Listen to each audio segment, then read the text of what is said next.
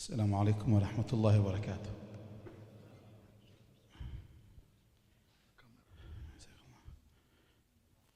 الحمد لله ثم الصلاة والسلام على رسول الله سيدنا محمد بن عبد الله وعلى آله وصحبه ومن والاه والتابعين لهم بإحسان إلى يوم نلقاه. أما بعد, الحمد لله.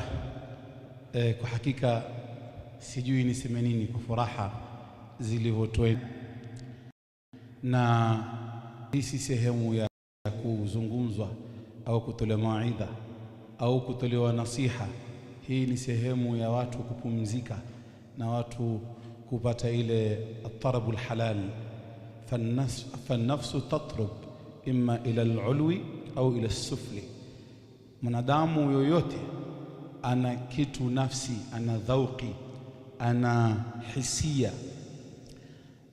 Kabla sijazungumza masala ya hisia ambazo imma an tatraba ila al-ula au ila al-ulwi, ila al-alam al-ulwi au ila al-alam al-sufli, kwanza tupenda kuwashukuru.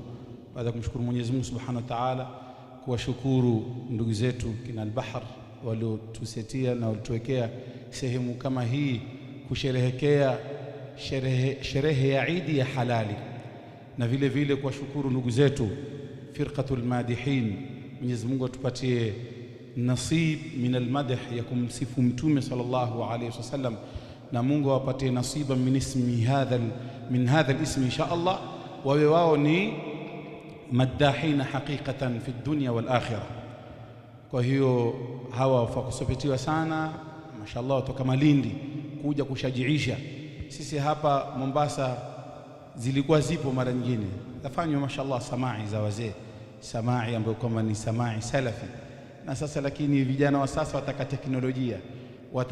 teknolojia halali, wataka samai asri. Kule Tanzania mpaka mvuka mipaka mara nyingine, nasallallahu alafia wasalama. Manake kuna baitul halali, kuna lailatul hilwa, kuna ahlu zamani kesho watafanya mambo yao. Sisi basi angalau tufanye hii yetu kwa wasaa mkubwa. Inshallah mwakani tuzidi kualika na tuzidi kuarifisha watu, kwa sababu hii ni nasib katika halali. Vijana wanauliza sherehe yetu ya kihalali ni ipi? Kama kijana hukumpatia kitu cha halali, atachukua kitu cha haramu akitumia. Usimwambie hafai kumsikia Diamond kama hutompatia Sheikh Abdul Aziz Jini huyo. Ukiwa hukumpatia kitu kingine usimkataze kule, kwa sababu kama tulivyosema mwanadamu ana vitu kadhaa. Ana aql yanmu bil ilm, akili huongezwa elimu ikakuwa. Wal badan bil riyadha, mwili wako wataka exercise, la si hivyo utakuwa na fat too much, utakuwa na uzito, utakuwa moyo wako utakuwa na matatizo. Kwa hiyo lazima uwe na riadha ya kuenda mbio, ya kufanya exercise. Mwili wataka riadha. Wal qalbu bitazkiya, na moyo wataka tazkiya, wataka murabbi mwenye kuulea. Na ahsasi nazo ni hizi ambazo kama tunaziona hizi faraha ya halali, ambayo kwamba leo tumekaa hapa tumsifu Mtume sallam kwa ala za halali. Na kama hutomsifu Mtume au hutoitumia nafasi hii kwa njia ya halali, utaitumia kwa njia ya haramu. Ni kama vile ahalla Allahu nikaha wa harrama sifaha, wa ahalla Allahu albay'a wa harrama riba. Na hii nao imekuwa ni halali wa harrama alghina. Ile ghina ya haramu ni ile ambayo kama ina ikhtilati baina wanawake na wanaume, na kutoa maneno wa uchafu, pengine sauti ambazo kwamba ni mbovu, ukitolewa wewe wafikiria kitu kingine.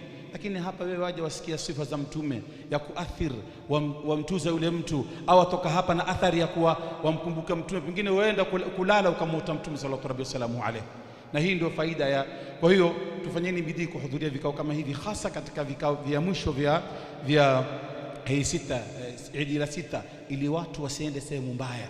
Na wale wanaofanya masala kama haya, hizi ni zile sunna ambazo kwamba ni bid'a nzuri ambazo za watu katika sehemu mbaya kuwaleta katika sehemu nzuri. Ndio tukasema usimkataze kijana kisu kisha usimpatie kidede cha kutezea. Mpatie kidede cha kutezea ili asishike kisu.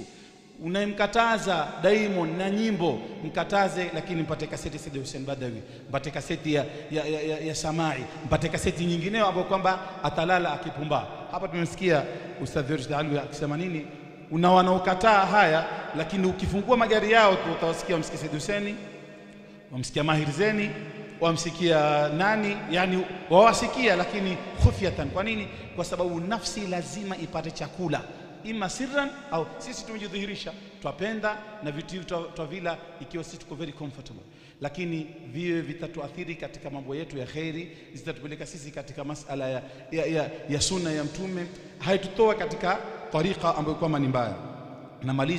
Tumemaliza Ramadhani sisi alhamdulillah. Sasa tumekuja katika miezi ya kawaida. Tumetoka katika mwezi wa Ramadhani, tumetoka na athari moja angalawa. Kabla Ramadhani nilikuwa mimi sihudhurii salatul jamaa msikitini. Kuanzia sasa nitafanya bidii nihudhurie salatul jamaa. Kabla Ramadhani ilikuwa si swali alfajiri kwa wakati, basi baada ya Ramadhani nitafanya bidii ni swali alfajiri kwa wakati. Kabla Ramadhani ilikuwa siendi kuwatembelea wazazi wangu, lakini kuanzia sasa nitatembelea ndugu zangu, nitafanya silatul rahim. Yani tukua athari ambayo kwamba ulikuwa huna kabla Ramadhani, angalau umekuwa na kitu kipya baada Ramadhani. Isiwe kuwa Ramadhani imeingia imetoka wewe ukawa ni sawa sawa. Mwenyezi Mungu tujalie min alladhina yastami'una alqawla fattabi'una ahsana. Assalamu alaykum wa rahmatullahi wa barakatuh.